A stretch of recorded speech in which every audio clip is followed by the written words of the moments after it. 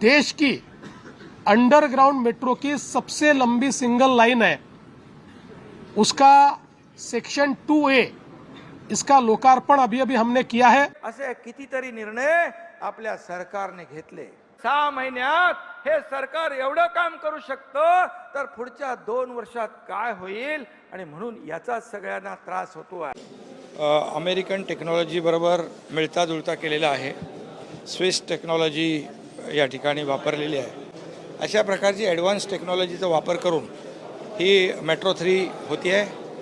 एक बंड बांधला होता आणि तो त्याच्यामुळे आता ते काम तात्काळ चालू आहे, त्याचं काम सुरू आहे आणि ते आताच आपण सुरू केले ना ते मेट्रो, त्यामुळे ते देखील काम युद्ध पातळीवर करून तिथून येण्याचं जे काही पाण्याची जागा आहे ती पूर्णपणे बंद।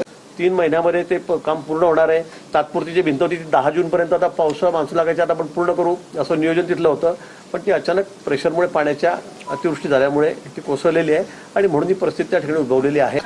आमचं नुकसान होतंय। आम्ही सगळे इकडचे जे वसावतवाले ना सगळे कर्मचारी आहेत महानगरपालिकेचे, आता आम्ही पूर्ण काम करून सकाळी तुम्हाला माहिती आहे किती पाऊस पडला, ते काम करून आमच्या घरातलं सांडपाणी काढणार का आम्ही? सगळं लेट्रिनचं पाणी येतंय, आमच्या घरामध्ये सर्व लॅट्रिनचं पाणी गेले। आता पडलंय सगळं, बघा तुम्ही विचार करा ना, मग किती नुकसान झालेलं आहे। लोकांनी काहीच हे घेतले नाहीये साहेब।